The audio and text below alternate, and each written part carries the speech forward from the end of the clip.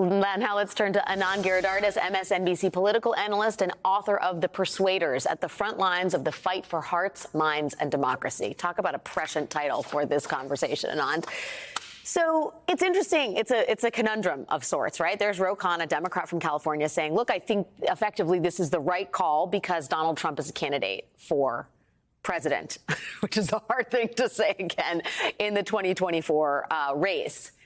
Do you see this as a tough call? Should Trump be replatformed? Is the threat of violence, has that subsided to the degree that it's safe, quote unquote, now to bring him back to the platform that in many ways made him? With respect to my brother Ro, who I love, I think the issue of censorship is an issue about what can governments do. Mm-hmm. And I think the question of whether a private platform would be wise to have a known inciter of insurrection and political violence back on the platform. It is a foolish choice. What Nick Clegg was saying is disgraceful. The idea that the risk of political violence has receded since then. And look, there's a comic side to this, which is that a man, Mark Zuckerberg, who presumably invented an app because he was unable to, talk to girls in person in college, has kind of ambled his way to building one of the most destructive forces on earth that is now going to be re-unleashed in the hands of the most dangerous president in American history, who's actively devoted to fomenting political violence and ending liberal democracy in this country.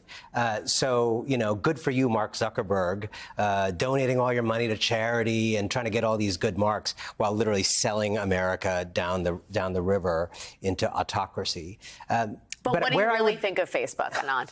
But where I would agree with the congressman is I think this is, like it or not, the environment the political left is in. Mm-hmm. It's in an environment in which one platform or another, or maybe all of them, is going to invite this stuff back. These plutocrats are going to stand with Donald Trump eventually for business reasons.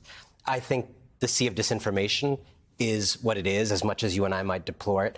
And I actually think the left needs to move beyond the hope of banning things, investigating and indicting people, deploring and getting mad. I think the only way to beat this menace is to out-compete it, out-organize it, and build a bigger, more attractive, more passionate movement than that movement. And the reality is, and that's at the heart of what The Persuaders is about, I don't think such a movement is what we have right now. Yeah. I think it's what we could have.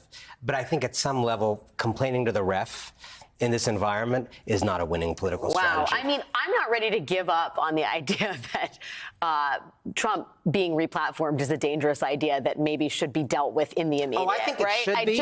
I just don't think it will be, because we've been waiting for mommy or daddy to come save us from Bob Mueller onwards for years, and no one has come to save us. For 2 years, he wasn't on the platform. I mean, there was a measure taken, and that was a meaningful measure, to not have him on Twitter, to not have him on Facebook, to not have him be able to advertise off of poisonous lies that are destroying the democracy. That was a meaningful step, which is now being reversed. And I want to ask if you think there's any chance, and I feel like I now know what your answer is going to be here, that Facebook has the quote unquote keepers of the guardrails who will do the job they need to do, or whether the standards they're even setting at the beginning of this are the right ones. I want to play a little bit more sound from Hallie Jackson's interview with Nick Clegg. She basically presses Nick Clegg on what exactly the threshold is at which Trump will be deplatformed again. And this is that exchange.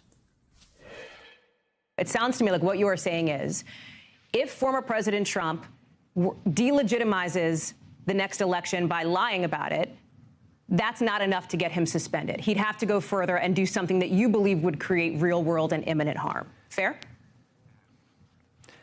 Yes, there's a distinction between accuracy and harm.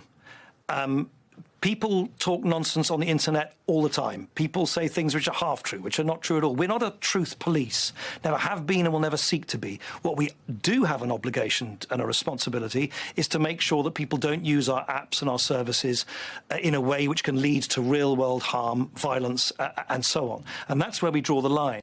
Okay, we're not a truth police, and he sees a real church and state between people saying crazy things on the internet and real world violence and harm, that there's not an interlinkage between the two. But we know factually that is not true.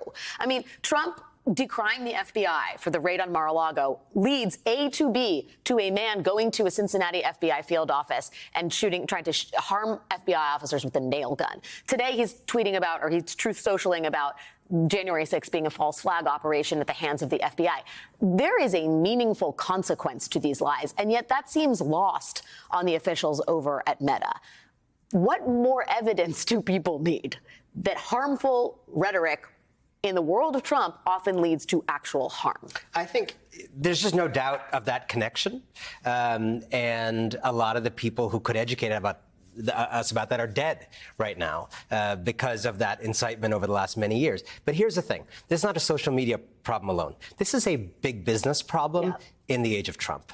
And if you are a regular person watching this who does not own or run a massive company, you have witnessed over the last 6-7 years big companies in this country face a choice when there is a rising authoritarian, increasingly fascistic movement on offer, on the ballot, that is, yes, doing some good things for big business when it actually is in power. Do big businesses that store your money, that fly you places, that are where you trust for your work and your kids' lives and whatever else businesses do for us, do those businesses defend just the basic idea that you should live in a free society? And it turns out almost none of them have lines. Almost none of them have moral lines. So what you're illustrating tonight is one kind of expression of what we have realized across the financial sector, across the aviation sector, across every sector in this country. None of these big businesses will put the people watching this above their own bottom line shareholder interests. And so Facebook is gonna sell us down the river. And it's incredible that these people in Silicon Valley like Mark Zuckerberg, who talked about liberating the world, talked about empowering people. Sheryl Sandberg, sold that Lean In book telling women thousands of years of patriarchy was actually just a posture problem. If they leaned and raised their hand more, they could overcome it, while selling the country down to a misogynistic, authoritarian leader. I mean, these people aren't going to save us. And I say to you again, I think the only answer is building a bigger, more powerful, attractive movement than the other side. Everything else is a distraction. Anand Giridharadas, MSNBC political analyst and author of The Persuaders. Thank you for joining us, Anand. It's great to see you.